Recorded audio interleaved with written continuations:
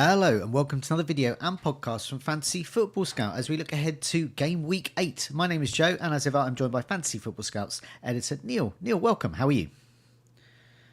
Not so bad, Joe. Yeah, welcome back. Yep. Refreshed after the national break, and we've had all 20 presses. Yes. And I think I've got updates from all of them, so Great ready stuff. to go. Great stuff. Excellent. I suspect there'll be a few players that are suddenly available after being injured during the You'd be right. international Yeah, break. So I wonder if that column's quite large in the available section. Okay, let's move on to the first fixture, which is Tottenham and West Ham. Oh, before we do that, just a reminder, do press that like button, helps us out. Do remember to subscribe, keep up to date with all the latest podcasts and videos. And welcome to those that are joining us early in the live chat. I'm going to get this in now in case I forget. BB Defender, FPL Alexander Arnold, Ignatius Roberto, Miguel, Geo Boys, and many more. Thanks so much for joining us nice and early. Okay, Tottenham West Ham. What is the latest from the home side? Some updates, I understand. Certainly are. Yeah, we had 2 days worth of updates actually from Postecoglou because he spoke to Spurs in-house media yesterday, and then he followed it up with a press conference today. And basically, long story short, Son's fine. He's ready to go. He's been back in training after a small hamstring injury. Bergvall's also fine after withdrawing from the Sweden squad. And even Richarlison's back as well. He has been in training. You'd obviously expect him to be a substitute at first, and going forward as well with Solanke now on the books. So the only player on the injury list is Odegaard, but even he is back probably in training next week. Okay. So they should have a fully fit squad as of game week 9. Oh, good stuff. Okay. West Ham, meanwhile, what shape are they in for this one?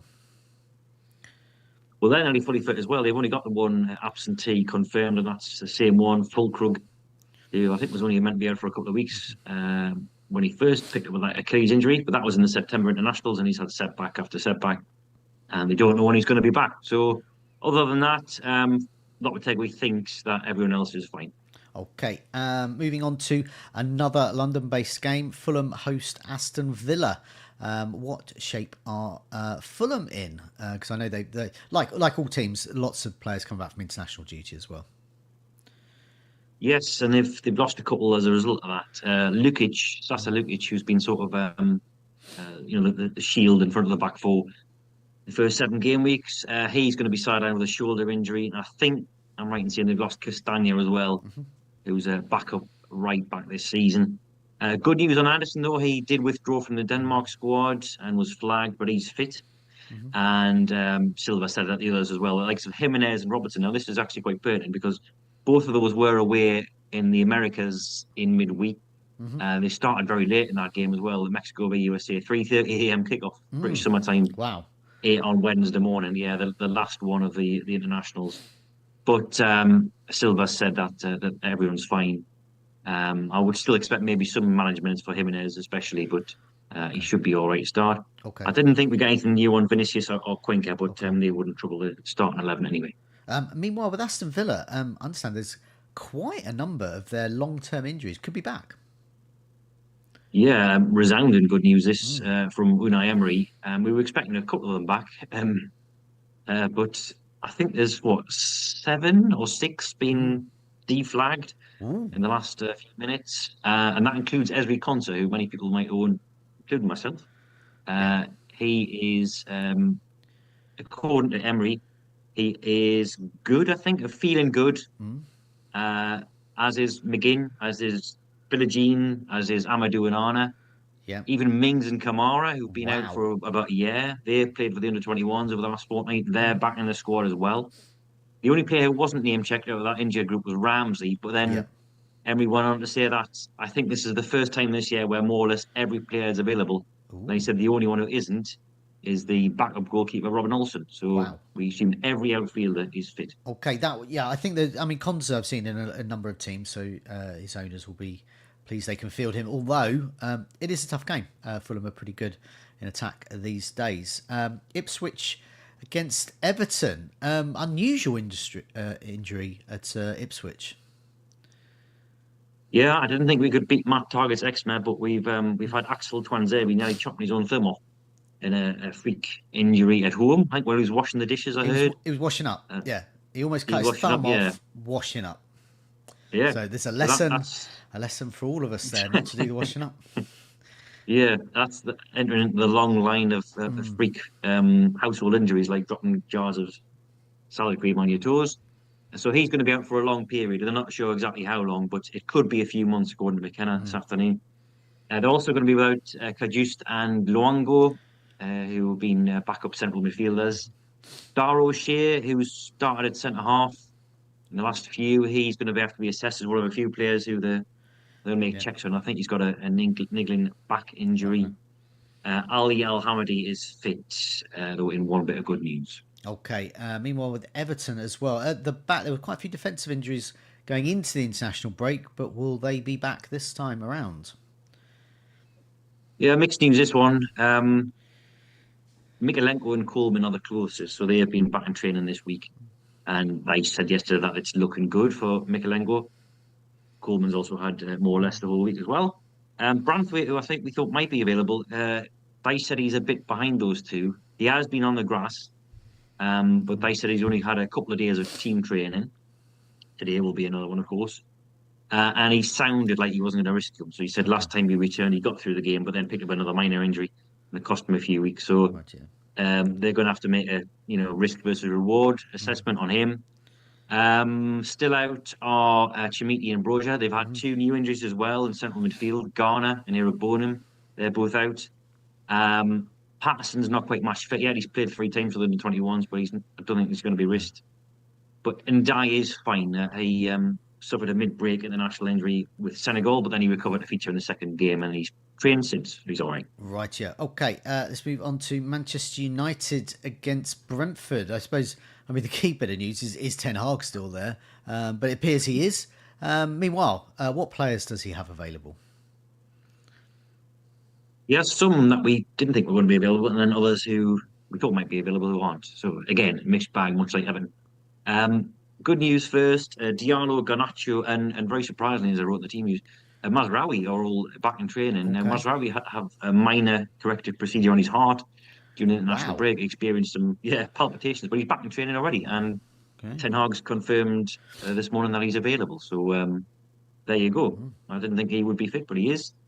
Which helps at left back because, or certainly at full back, because Darlow would probably play there, because Shaw and Malacia are not quite ready. Ten Hag says they're both back in training, but they can't force their return. So those two are still out. Yoro's still out as well. Mainu and Maguire have been added to that injury list for a few weeks with muscular injuries. Mount and Ugarte weren't seen in full training yesterday. Ugarte lipped out of Uruguay's match against Ecuador on Wednesday with a muscle injury. I think he was doing a recovery session yesterday, so it remains to be seen if he's fit. So yeah, as I say, a mixed bag there. But Mazraoui being fit is good news for a lot of fantasy managers actually, because he's actually one of the most popular Yeah. defensive picks out there. I think he's definitely in double digit in terms of ownership. So he's fit. Meanwhile, with Brentford, there was a player that I had penciled in on my Game Week 6 wildcard, but he got injured. But he could be back, maybe. What's the latest from Brentford? Way ahead of schedule this one. Johan Wissa. He was, I think, meant to be out until around about November, sort of mid-November-ish, but he's already training. He's already on the grass. And Thomas Frank didn't even rule him out of this one when he was speaking to the media yesterday. He said he did have to find out from the medical team whether it was too soon to involve him, but he's training anyway. And you might see him on the bench at Old Trafford. I don't think he'll start, but best case scenario could be amongst the substitutes. It is slightly too soon for the others, but again, relatively good news to report. So Jensen, Thiago, Nunes, and Rico Henry all on the grass, just not quite ready enough to feature. Rico Henry featured in a in-house friendly on Tuesday, so he's edging closer bit by bit. More good news: Norgard and Dam's got a fine as well. They withdrew from the Denmark squad. So that just leaves, in terms of long-term injuries, Aaron Hickey and Josh De Silva. Okay, moving on to the 2016 top of the championship Memorial Derby, Newcastle against Brighton. What shape are Newcastle in as they face their old second-tier sparring partner? Yeah, we came out on top of that one, didn't we? Thanks to was it Jack Grealish's late goal for Villa against Brighton I think on the I think Brighton and Newcastle did excellently that season. Brighton in the last 10 games, as soon as they got promoted, yeah, they just very literally much just went on down, holiday. down the beach. Yeah, down Yeah, the south coast beach there. I think. lucky Yeah, to get they second. yeah, exactly. It was a good achievement, even though we came top. Yeah, so Newcastle, Isak looks like he'll be back. He is in contention according to Eddie Hmm. Howe. He's trained this week and trained well, according to Howe. Wilson's also trained as well, Callum Wilson, but he is not quite as certain to be involved. They're assessing him day by day, and Howe said they need to make the right decision again. They're not going to risk him, and he is very prone to recurrences of injuries, old Callum. So I wouldn't be surprised if he misses out. Trippier is going to be out for a while, a few weeks, according to how he just sort of established himself back in the team and was playing all right. But now he's picked up a hamstring injury, not too serious, but enough for certainly a few game weeks. Lascelles and Botman there out longer term. No mention of Target, who I mentioned before. Dubravka has been seen back on the grass again, back up to Pope. Lewis Miley's in training as well. Like Wilson, he'll be a late assessment. But everyone who was on international duty, I think, is returned unscathed. The last one through the doors is Almiron, who will be starting anyway. Okay, and meanwhile with Brighton, mixed news on the treatment table. Yes, indeed, yeah. This was one of the 6 press conferences yesterday. So, good news first. Rutter is fine after withdrawing from the France under-21 squad. Edringer's all right as well. He missed the last 1 or 2 games. And Van Heck's fine as well. So I think slightly ahead of the 6 weeks estimate that was originally bandied around. But he's trained and he's an option according to Huttler, so he's fine. Webster joined the injury lists, who had been filled in for Van Heck. So Milner's still on that. And João Pedro's still on that as well. And O'Reilly, of course, as well. So they're the 4 red flags. And then I think Huttler said everyone came back healthy, that he's, as far as he's aware, which I think implies that Baleba's fine because he was stretchered off in Cameroon's win over Kenya with only a light injury. It later transpired. On Monday, he was named on the bench on Cameroon's social media graphic, but on the official team sheet, he wasn't on the bench. Yeah. So there was a bit of confusion there, but nothing from Hertula, so I assume he's all right. Right, yeah. And Solly March is injury-free, of course, but he is being careful with him. He's had game time with the under-21s over the break. I think it was only about half an hour, maybe even less than that. But Hertula's been very careful with him, understandably. Okay, right. And there's lots of competition for his place at the moment with Adingra and Minter. Yeah. Yes. Minter, I would imagine, would start. I imagine he'd want to start this one. Prove Newcastle wrong, yeah. But you never know. Dingra. But I would imagine Minter will get at least minutes. Southampton against Leicester. Hard to call game, really. Two promoted sides. Not sure who can win this one. What's the latest for Southampton?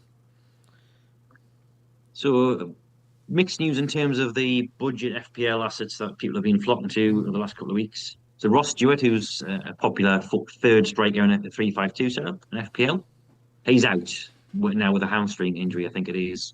Not a serious one, but enough to keep him out for a few weeks, according to Russell Martin. But good news on Tyler Diblin, who I think many owners are thinking of starting this week. He withdrew from the England under-19 squads last week, but he's fine, according to Martin. He's trained. They were just being careful with him because he's a very young lad and he's had a lot of game time recently, a lot of attention from the media, of course. Mm-hmm. He's destined for the top, I think. But he's, according to Martin, he will be ready. So the flags come off him. Good stuff. And the flags have come off Smallbone and Sulemana as well. They are available. They remain very much on Bazunu, who's a long-term injury, and Stevens, who serves the second game with a 2-match ban. Meanwhile, with Leicester, what's the latest for them? They're pretty quiet, which is ominous when Steve Cooper. Dakat, Stalacic, and Chowdhury are still out, we think, according to Cooper anyway. Vestergaard came back and played 180 minutes for Denmark, so he's available. And then Cooper said, I think that's it in terms of injuries, but you know what he's like, so just be prepared. Okay, next one is why a lot of people might be tuning in. Bournemouth against Arsenal. Let's go with the away side first, because it's always a little unclear who's going to be fit, who's not, whether there's international itis. But yeah, good news for Saka and Havertz owners, because they weren't pictured in training And that means they were deliberately not pictured in training. But is it good news that Arteta says something positive about them? So it's like bluffs and double bluffs and triple bluffs. You just don't know what's happening with Arteta and Arsenal. Um, the good news, if you take him at face value, is that he seemed quite positive. Now we've learned not to take Arteta at face value over the years. So Saka first. Arteta said it's not a serious injury. He's evolving really well. He's done a few things in the last 2 days and did some bits yesterday. So let's see if he can make it on time. In terms of Havertz, this was not a new issue. This was a niggling knee thing he's had for ages. They said we've modified everything we could do here in terms of training. If he trains well today, there's a good chance to be fit and available. And then there's Martinelli on top of that. So he complained, I think, of calf discomforts in Brazil's win over Chile last Friday. He only came on for the last 5 minutes. And then a scan revealed a small area of a muscle edema. He did train after that. I think he was on the bench, unused, on Wednesday morning. But again, Arteta said this afternoon, or this morning, sorry, that we will see if we want to take the risk. Because he used a late arrival back as well from Brazil. There's more on top of that. Odegaard and Tierney are still out. Tomiyasu's re-injured himself, so he's out as well. Odegaard might be back next week. Partey's fine, he's recovered from illness. Fullbacks, Zinchenko, Timber and White. Arteta grouped them together in a quote. He said they are quite close, the three of them. And again, today we're going to have to try and push and see. Now, he's also said Timber and White were close ahead of Game Week 7 and neither of them featured. So there's a lot to get through there and a lot to read into those quotes. I've got two of those players, Saka and Havertz. I'm going to play them because I think they'll play. And if they don't, well, I've got a bench. Because after international, I always use a sub without fail somewhere along the line. So it is possible one of them won't make it. But I'll be very surprised. I mean, the good thing is that they're away at Bournemouth, so you might see some sort of travelling party. Although, is it the evening game tomorrow? It is. The late game at 5:30. Yeah, it is. Yeah, there was also some late pictures, weren't there, for Raya, who was a doubt, and he wasn't seen going to the hotel, and then suddenly appeared as if he was snuck in the laundry basket or something. But some real subterfuge going on there. Yeah, I don't know why he does it. It's like Bournemouth manager's gonna go, oh my god, you know, he's just going to say that anyway because it's Arsenal playing. Anyway, Wolves. Yeah, I'm sure they will see the players arrive a long time before they. So I'm sure he'll adjust his team sheet accordingly. Wolves against Man City. What's the latest from Wolves? Let's go for Wolves first. The home side. I think we did Bournemouth, by the way, did we? Sorry. Do you know why I skipped Bournemouth? Because I've already seen the tweet and it just said everyone's fine. Yeah, everyone should be fine. Yeah, Adams is back in training. He's coming into the first game. Potentially, he'll be a substitute, I'm sure. Kirkes, he did withdraw from the Hungary squad, and Iraola said this afternoon that I think he's feeling better. We still have to train today, but yesterday both him and Adams trained, so I hope they can both be available. Okay. And he thinks that everyone else is fine. Yeah, it's one of those rare ones where it's just like, everyone's fine. Wolves, is everyone fine there? Not Juan. He picked up an ankle injury while away with South Korea, so he's going to be out for a few weeks. Or to Gary O'Neil. Mosquera, Kovacic and Gonzalez, they're still recovering from ACL injuries. They're definitely out. So is Traore as well. He's out until Christmas. So I think that's pretty much it. Yeah, Mapayu, he's the one player who I think O'Neil was hoping to have back. I didn't see an updated quote on him, but again, he won't start. Okay, a bit like Arteta, Guardiola is been known for a bit of subterfuge, but who's fit? Who might not be fit for the Man City side? Yeah, De Bruyne is not going to be fit for this. Ake, it was him and Ake who were red flagged, who had a chance, I think, after the internationals. But De Bruyne wasn't even seen in training on Thursday, so Pep's basically ruled it out this afternoon. Ake did train, but that was his first day yesterday. And he said he maybe can travel, but to start, no. Of course, Bob and Rodri are out longer term. The rest of them, they're returning internationals. So we didn't see 4 players yesterday on top of the ones I've already mentioned. So Edison and Savinho, that's to be expected. They were laid back from Brazil. And Walker and Akanji as well. So they were. I mean, the Kanji got a lot of minutes for Switzerland. It was a kind of confusing quote from Pep because it sort of implied that he might be injured, Akanji, he might not be injured. He said, this is the exact quote. He said, some of them, Brazilians, Manu, Akanji, today was a day off. So today we'll see how they feel. We'll see. Today, tomorrow, we'll know exactly. So that was a bit of a garbled response. Okay. So we'll have a keep an eye on training ground photos to see if we can see Akanji and see if we can see Walker, because Walker wasn't mentioned by name today. Okay. But we couldn't see him, or Ben Ransom, who was on site, couldn't see him. So if he isn't seen again today, then that's good news for Lewis. Of course, this game is being played on Sunday. It is, and yes. You've got an extra a day to recover. And of course, Lewis and Walker can actually play in the same side as well. So yeah. But yeah, as a Lewis owner, I do hope he can make this game. Let's move on to Liverpool against Chelsea.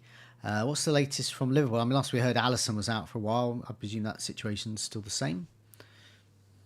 Yeah, Slot just rubber stamped what we knew already, and really, and that Alisson's going to be out for weeks. Kalal come in for him because he was ill in game week 7, but now he's back again. Plays for Ireland over the break, so he'll deputise between the sticks.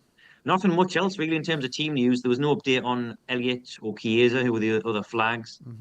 And then in terms of the returning internationals, Slot said we've got quite some issues from players coming back from the national teams.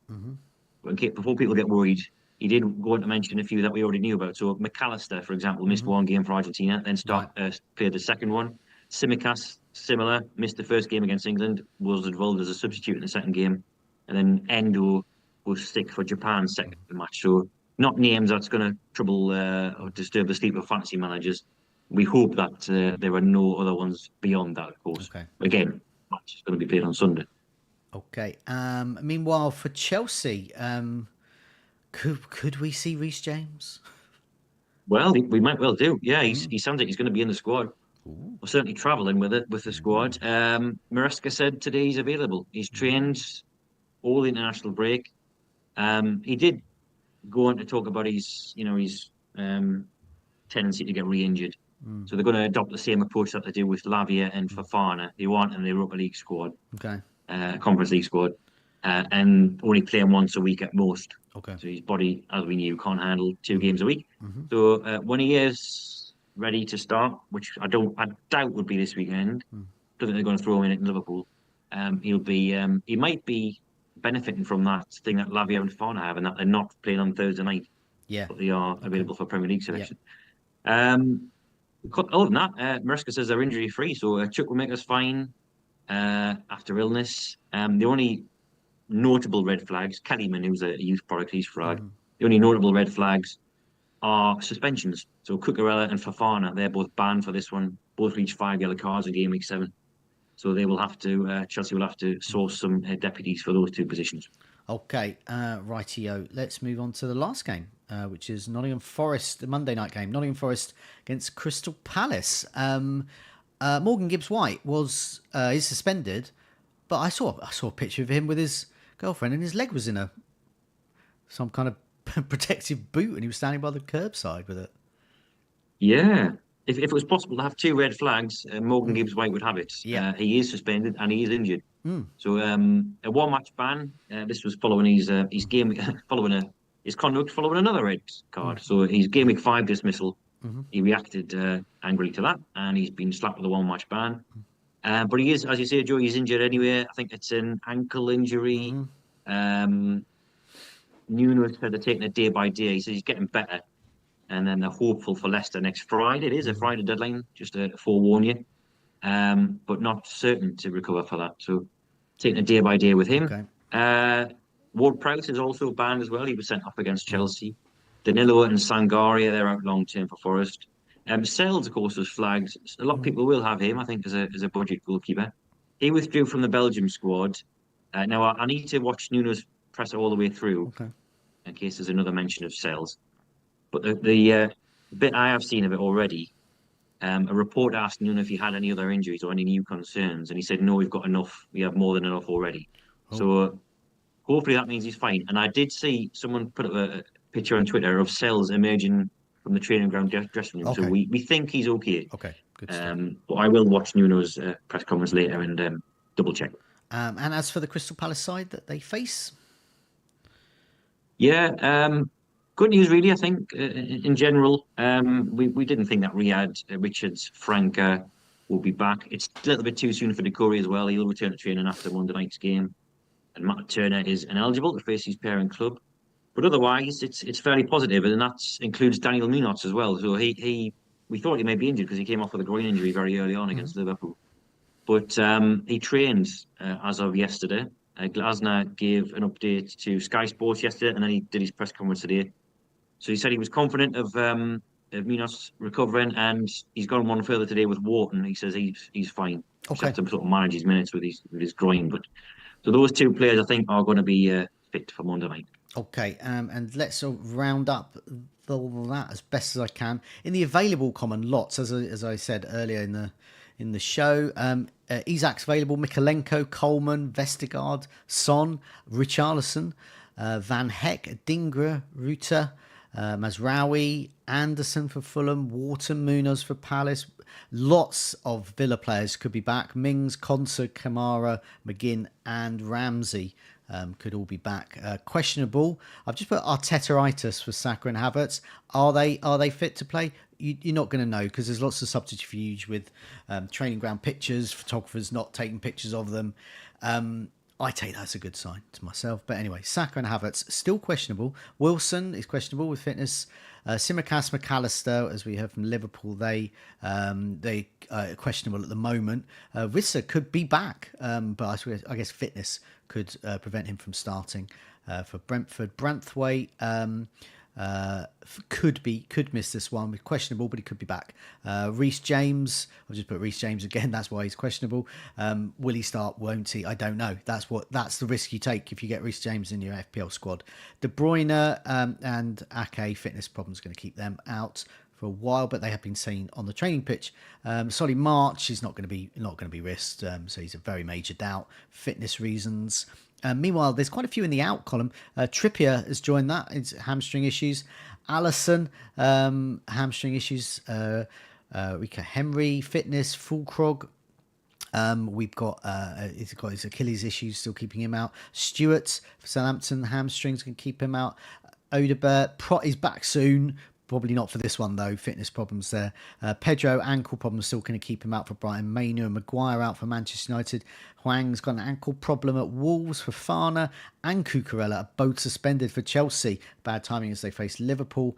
Gibbs White is the double whammy of injury and suspended. So Postman always drinks twice for him. Ward-Prowse is suspended. And Chinzebi at Ipswich. He did the washing up and almost cut his thumb off. And that rounds up the team news, I think. Okay, so what I think that's it, Joe, yeah. Yeah, I think that's it. What we'll do is we'll be back next week. Lots more content coming up after to assess what's happening in Game Week 8 as we look ahead to Game Week 9. Look out for all of that next week on the Fantasy Football Scout channel. Thanks so much for everyone that joined us in the live chat. Many few hundred of you. Thank you so much for joining us, and thank you those that are watching and listening later. Good luck with your Game Week 8. Neale, take care. See you soon. Thanks, Joe, yeah. Thanks for watching, everybody. Bye-bye.